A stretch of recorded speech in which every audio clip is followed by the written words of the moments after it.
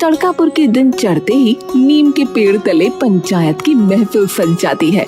पंचायत के बीचों बीच गांव के सबसे प्रतिष्ठित और सबसे आदरणीय पंडित खड़े हैं और गांव का हर इंसान उनकी बात एकदम कान लगाकर सुन रहा था। सर्वप्रथम तो सभी गांव वासियों का इस पंचायत में आने के लिए बहुत बहुत धन्यवाद कि आप सब लोग अपना कीमती समय निकालकर यहाँ पधारे। अरे पंडित जी, आप अगर आधी रात को भी बुलाओगे ना, हम तो तब भी आ जाएंगे। बताइए क्या हुक्म है। अरे बस बस, ये तो आप लोगों का प्रेम है मेरे लिए।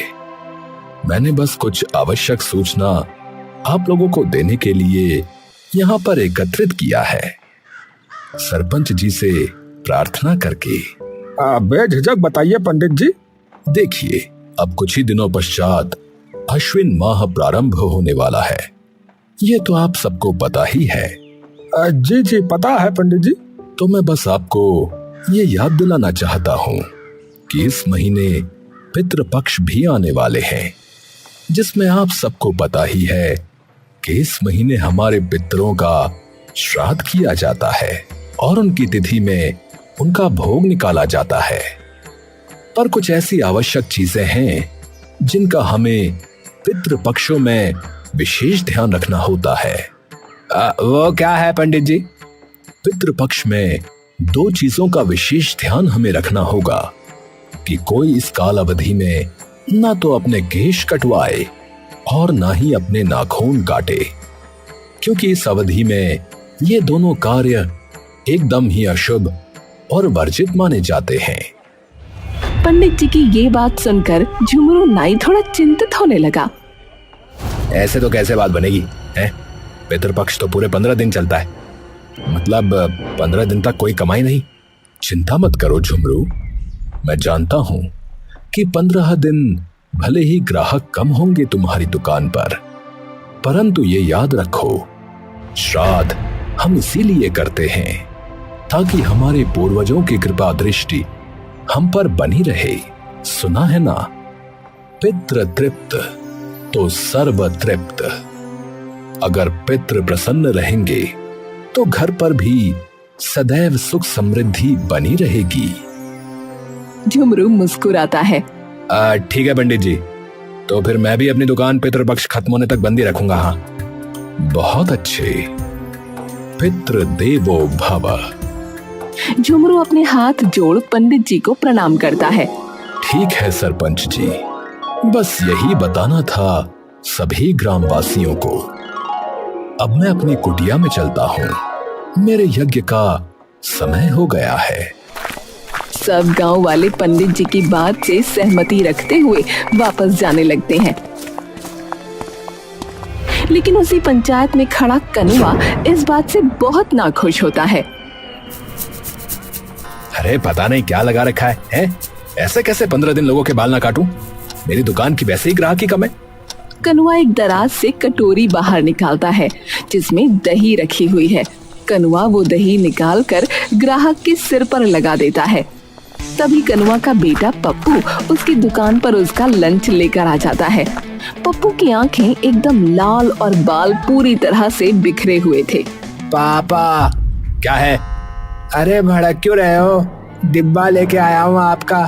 कोई शौक नहीं है मुझे वरना यहाँ आने का। कनुआ पप्पू की ओर देखता है। ये हुलिया क्या बना रखा है तूने? अरे क्या है आपको? मेरे पीछे क्यों पड़े रहते हो? तेरे कर्म ही ऐसे हैं।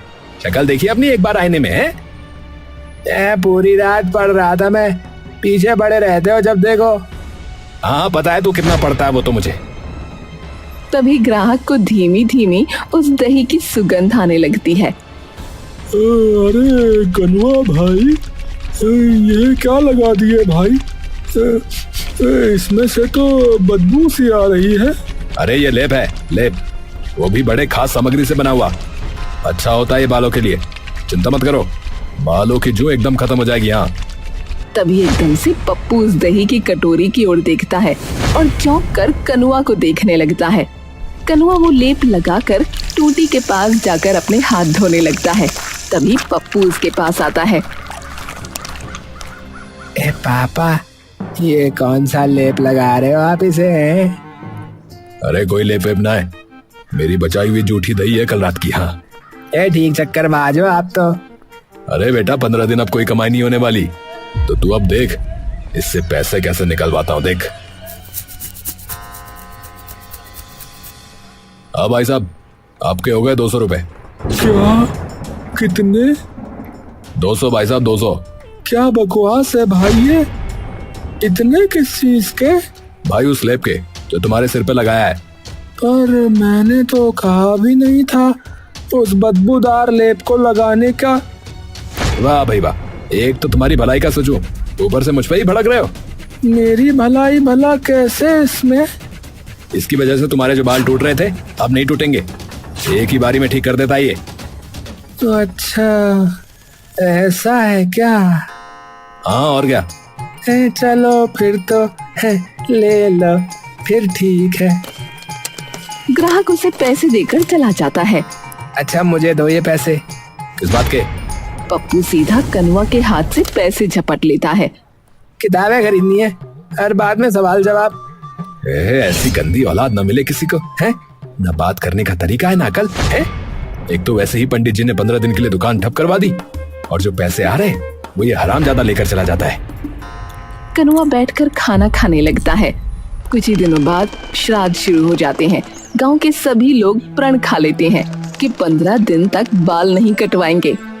पितृपक्ष शुरू हुए कुछ ही दिन हुए थे कि गांव में तभी अजीब अजीब अफवाहें फैलने लगी। सरपंच जी, मेरा तो बिल्कुल ही धर्म भ्रष्ट हो गया। रात को पूरे बाल थे, एक एक बाल था, लेकिन आज जब सो के उठा तो देखा कि आधे बाल गायब है। अब बताओ, मेरे पूर्वज तो थूक रहे होंगे मुझ पर कि कैसे कपूत ने वंश में जन्म ले लिया। भगवान, ये चल क्या रहा है? तुमसे पहले 3 लोग और आए थे मेरे पास, कल और परसों। किसी की दाढ़ी काट ली और किसी के बाल। मेरे तो समझ में नहीं आ रहा कि ये सब हो क्या रहा है। मुझे तो लग रहा है कि ये सब कोई भूत वगैरह कर रहा है। अरे पागल वागल है क्या? हाँ सरपंच जी, और नहीं तो क्या। जरूर कोई ना कोई पूर्वज हमसे गुस्सा है, तभी ये सारी चीजें हो रही है। अरे ये क्या बात हुई? हाँ सरपंच जी, यही बात है। अभी गांव वालों को जाकर बताता हूँ ये सारी बात। अरे नहीं नहीं भाई। वीरू सरपंच की बिना कोई बात सुने वहाँ से चला जाता है। अरे अरे अरे वीरू, अरे सुनो भाई, अरे चला गया। अब ये पूरे गांव में तहलका मचवाएगा। हाँ अगले दिन तक ये बात पूरे गांव में फैल जाती है। पूरे गांव में अब अफरा तफरी मचने लगती है।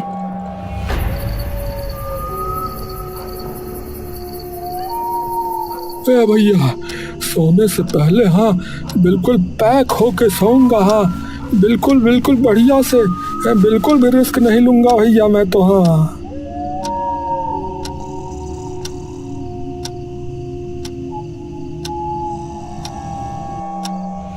हर दिन अब सरपंच के घर ये शिकायत आती कि किसी ने उसके बाल काट लिए, तो किसी ने उनकी मूछें या दाढ़ी।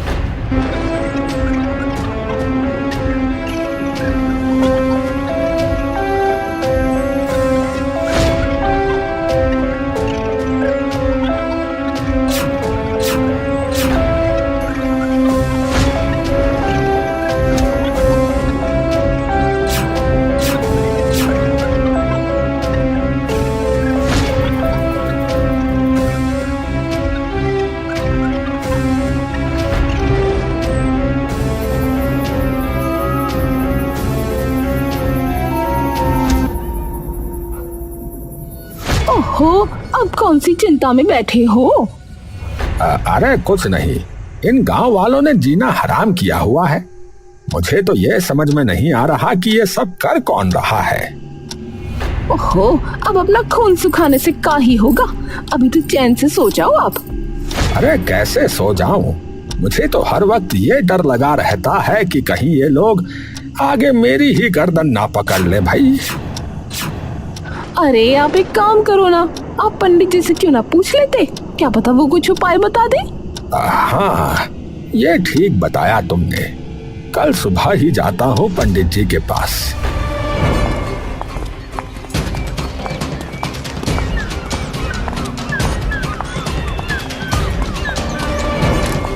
ओम नमो नारायण भगवते वासुदेवाय। अरे पंडित जी। पंडित जी आकर दरवाजा खोलते हैं और सरपंच तभी उनके पैर छू लेता है। प्रणाम प्रणाम पंडित जी, प्रणाम। आयुष्मान भव। आइए आइए सरपंच जी, भीतर आइए। अब बताइए सरपंच जी, आपने आज कैसे याद किया? पहली बात तो पंडित जी, आप तो नाम से ही बुलाया करें मुझे, आपका तो मैं बच्चा ही हूँ। दूसरी बात पंडित जी, आप भी सुन ही रहे होंगे कि गांव में कैसा बवाल मचा पड़ा है कि भूत प्रेत लोगों के बाल दाढ़ी काट रहे हैं। तो मैं बस यही पूछने आया हूँ पंडित जी कि ये सब हो क्या रहा है? ये तो मुझे नहीं पता, क्षमा करना कि ये सब क्या हो रहा है। पता नहीं, गांव के लोग कह रहे हैं कि किसी पितर की आत्मा गुस्से में है तो वो ये कर रही है। अरे ऐसा संभव नहीं है। पितर सबके अपने अपने होते हैं। अगर वो क्रोधित भी हुए हैं तो सिर्फ अपने वंश पर होंगे, औरों को नुकसान नहीं पहुंचाते वो कभी। तो ये सब कौन कर रहा है? होगा कोई शरारती व्यक्ति, गांव वालों को परेशान करने के लिए कर रहा होगा। हाँ, तो मुझे लगता है कि कल मुझे पंचायत बिठानी ही पड़ेगी। जैसी आपकी इच्छा सरपंच जी। तो ठीक है पंडित जी, चलता हूँ मैं। प्रणाम। सरपंच एक बार फिर से पंडित जी के पांव छूता है। कल्याण हो।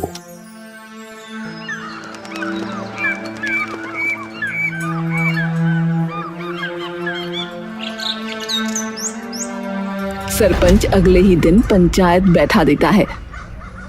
हाँ भाई, आज सारे लोगों की जो शिकायतें हैं वो सुनी जाएंगी कि पूरी बात क्या है और ऐसा क्यों हो रहा है।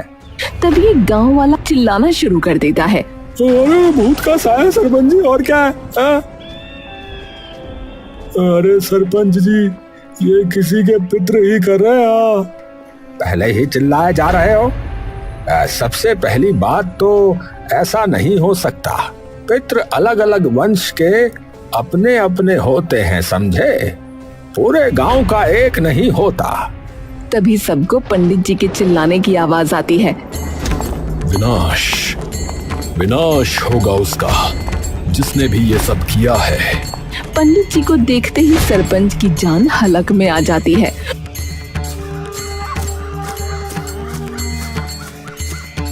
पंडित जी, क्या हुआ? पापी, घोर पापी, दुष्ट इंसान है वो, दुष्ट। कौन पर? तभी पंचायत में वीरू बोल पड़ता है। देखा, हम कह रहे थे ना कि कोई भूत ही कर रहा है। अब बेशक पंडित जी से पूछ लो। वो कोई भूत नहीं है, वो कोई दुष्ट कपटी व्यक्ति है। इंसान है? हाँ सरपंच जी। आपको कैसे पता? क्योंकि मैंने स्वयं अपनी आंखों से देखा उसे। कैसा दिखता था और कौन था? उसका मुंह कंबल से ढका था, पर जब वो चुपके से मेरी दाढ़ी काट रहा था तो एकदम से मेरी आंखें ध्यान से खुल गईं और वो एकदम से हड़बड़ा कर वहां से भाग गया, जिसमें उसकी कैंची नीचे गिर गई। हाँ, दिखाइए जरा, क्या पता कुछ पता ही लग जाए उस कैंची से। पंडित वो कैंची निकाल कर दिखाता है। कैंची देखते ही खुशी से कनुआ की आंखें बड़ी हो जाती हैं। ये तो कनुआ आंखों की पुतलियां पंचायत में खड़े झुमरों की तरफ मोड़ता है। वाह वाह, क्या किस्मत खोली है भगवान। कनुआ दौड़ता हुआ सरपंच के पास आता है। अरे मुझे पता है ये किसकी है सरपंच जी। है? किसकी? अरे देखो, ये लोहे की कैंची है और ऐसी कैंची कोई ना ही इस्तेमाल करता है बस। और वो इस गांव में बस 2 हैं। अब इसकी अंगूठियां देखो, चौकोर है, गोल नहीं। तो तू कहना क्या चाहता है? साफ साफ बता। मैं ये कहना चाहता हूँ कि मैंने आज तक गोल अंगूठियां वाली कैंची कभी इस्तेमाल नहीं करी। वो इस्तेमाल करता है तो सिर्फ एक इंसान। ये सुनते ही झुमरू का चेहरा एकदम से सफेद पड़ जाता है। सभी झुमरू की ओर देखते हैं। क्या नहीं, ये मेरी कैंची नहीं है भाई। अब तो इसके सारे ग्राहक मेरे, भर के पैसे कमाऊंगा। हाँ, अरे तो किसकी? तेरे अलावा तो इस्तेमाल करता नहीं है कोई ऐसी कैंचियां? तुम्हारी भी तो हो सकती है। क्या हुआ अगर चौकोर है तो? बाल तो तुम भी काटते हो। अरे पर मेरी उंगलियों में ठीक से नहीं बैठती, ये देखो। कनुआ उस कैंची में अपनी उंगलियां डालने की कोशिश करता है, लेकिन उसकी उंगलियां उसमें जाती नहीं। मेरी उंगलियां तो जा भी नहीं रही इसमें। और अब एक बार झुमरू तू डाल के दिखा इसे अपनी उंगलियों में। झुमरू डरा सहमा आगे आता है और अपना हाथ कनुआ की ओर बढ़ाता है। कनुआ उसके अंगूठे और उंगली में वो कैंची डालता है तो वो कैंची उसकी आसानी से आ जाती है। एकदम फिट बैठी है ये तो। सभी लोग चौंक जाते हैं। हाँ, तो तूने किया ये झुमरू है? और क्यों? मैंने नहीं किया सरपंच जी, मैंने नहीं किया, मेरा यकीन करिए, माँ कसम। अरे आ गया होगा गुस्सा इसे, क्योंकि इसकी दुकान बंद करवा दी 15 दिनों के लिए, इसीलिए बेचारे पंडित जी की भी दाढ़ी काट दी इसने। हाँ, अरे मैंने कुछ नहीं किया, आप लोग मेरा विश्वास कीजिए। तो फिर तेरी कैंची यहाँ कैसे आई ये बता। अरे तो जरूरी थोड़ी है कि मेरी कैंची है तो मैंने ही कराओ। और कौन हो सकता है? और उसके पास तेरी कैंची क्या कर रही है ये बता। देखो भाई, झुमरू को तो मैं अच्छे से जानता हूँ, वो ये सब नहीं कर सकता। अरे पर तभी पंचायत में से एक और इंसान चिल्ला पड़ता है। अरे ये जरूर इस कनुआ लालची ठगनाई की साजिश होगी, इसने चुरा के ये सब किया होगा। क्या झूठ मूठ कुछ भी बोले जा रहा है? सच बोल रहा हूँ, उस दिन मेरे बालों में भी पता नहीं क्या गंदी चीज लगाई और 200 रुपए ले लिए, ये कह के कि बाल टूटने से बचेंगे। उसके बाद तो ऐसे टूटे बाल कि बस देख लो खोपड़ा मेरा। अरे तो इसका मतलब मैंने थोड़ी किया है ये सब। अरे रुको, सब लोग चुप हो जाते हैं। पंडित जी, आपने कुछ और भी देखा था उसके पास जिससे आप उसे पहचान लो? और कुछ तो याद नहीं, परंतु हाँ, उस वक्त उसने कंबल ओढ़ रखा था। अच्छा, अगर जो कंबल आपको दिखाएं तो पहचान पाओगे कि ये वही है या नहीं? हाँ अवश्य, उस पे कुछ अलग सी कोई कलाकारी हो रखी थी। हाँ तो ठीक है, फिर इन दोनों के घर जाकर देखते हैं। अगर वो कंबल मिला इनमें से किसी के भी घर तो गुनहगार वही इंसान होगा और ये पंचायत उसका फैसला तभी के तभी कर देगी। सबसे पहले कनुआ तेरे घर जाएंगे। हाँ चलो, मुझे किस बात का डर जब मैंने कुछ किया ही नहीं तो। सब लोग कनुआ के घर आते हैं और उसके कमरे में सब कुछ उलट पलट कर देखने लगते हैं। पप्पू अपने पापा के साथ बाहर खड़ा ये सब देख रहा होता है। पापा, ये लोग क्या कर रहे हैं? अबे कंबल ढूंढ रहे हैं? कंबल? हाँ, पंडित जी को उस बाल काटने वाले का कंबल याद है तो उसे ही ढूंढ रहे हैं। मुझ पे उंगली उठा रहे थे, मैंने कह दिया बेशक आ जाओ। पापा, पर ये थोड़ी होगा, यहाँ कैसे हो सकता है? मैंने भी वही बोला पर माने नहीं। सभी लोग बाहर आते हैं पंडित के साथ। अंदर तो नहीं है सरपंच जी। ठीक है, अब झुमरू के घर चलते हैं। तभी पंडित जी जोर से चिल्लाते हैं। अरे ये रहा। पंडित जी भाग कर एक कमरे में जाते हैं और वो कंबल उठा लाते हैं। यही तो है वो। सरपंच खून भरी निगाहों से कनुआ की ओर देखता है।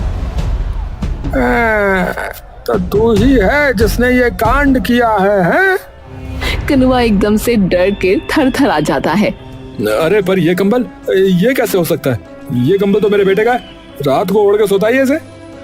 कनुआ पप्पू की ओर आंख मोड़ता है लेकिन वहाँ कोई नहीं होता। अरे कहाँ गए? सभी गांव वाले इधर उधर देखने लगते हैं। तभी एक गांव वाले की आवाज आती है, अरे भैया वो रहा बाहर, अरे भागे जा रहा भैया, अरे पप्पू के बच्चे रुक जरा। अरे कोई नहीं जाएगा, सिर्फ मैं जाऊंगा उसके पीछे, नालायक कहीं का। अरे रुको, कुछ लोग साथ में भी लेके चलो, है? पता नहीं कहाँ गया होगा। शाम हो चुकी होती है। उसका पीछा करते करते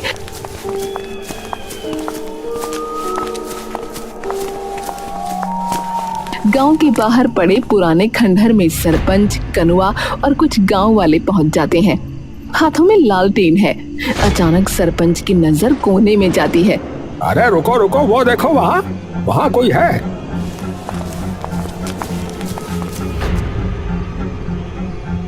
अरे ये तो सरपंच के पैरों तले जमीन खिसक जाती है। चेहरा गुस्से से लाल हो जाता है।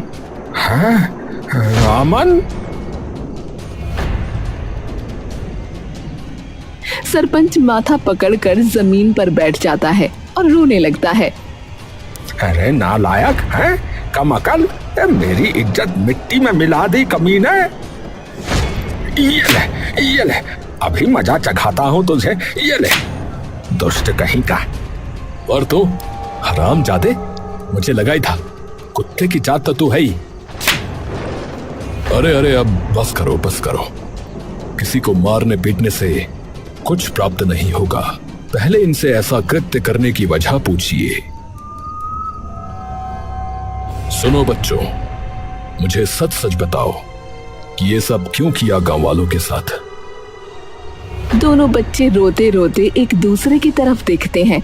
अरे मेरा बाप तो देता ही नहीं था कुछ, अब तेरे बाप ने भी मना कर दिया है क्या?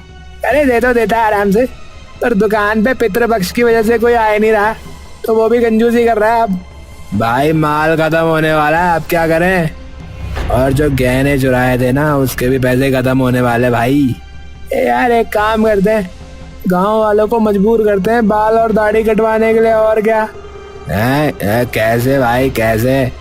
अरे चुपके से जाएंगे और बाल दाढ़ी वगैरह काट देंगे उल्टे सीधे उन सबके हैं। फिर मजबूर होके जो है ना, जाना ही पड़ेगा फिर। हाँ यार, ये बात तो सही कही यार तूने। अरे तो फिर पंडित जी की दाढ़ी क्यों काटी रे? वो पता नहीं चला उस वक्त,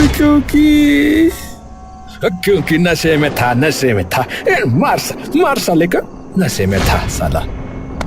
कनुआ एकदम से उसे मारने भागता है और पंडित जी फिर से उन दोनों के बीच में आ जाते हैं। कलंक कहीं के हैं, कलंक कहीं के साले। रुको कनुआ और सरपंच जी, आप भी रुकिए।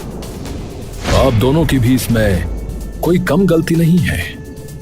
सरपंच जी, आपने अपने बालक के साथ कुछ अधिक ही सख्ती बरती, और कनुआ तुमने कुछ अधिक ही लापरवाही। दोनों बच्चों को यही सख्ती और लापरवाही गलत राह पर लेकर गई है। कभी प्रेम से समझाया तुम लोगों ने?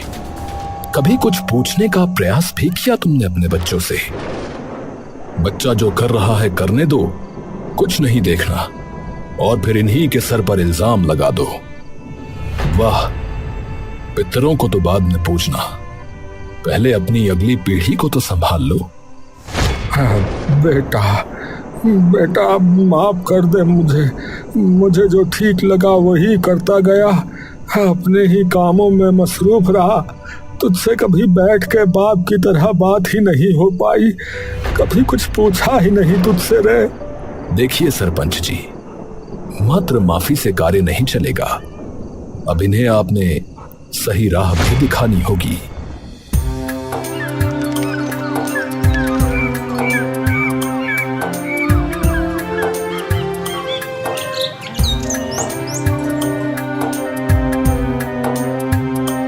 याद रखो, नशा मात्र एक इंसान को नहीं, वरन पूरे समाज को खोखला करता है। बच्चों को संभालो, उन्हें प्रेम दो, और अगर भटक जाएं तो मिलकर उन्हें वापस लाओ। यही तो निशानी होती है एक सशक्त गांव, एक सशक्त शहर और एक सशक्त समाज की।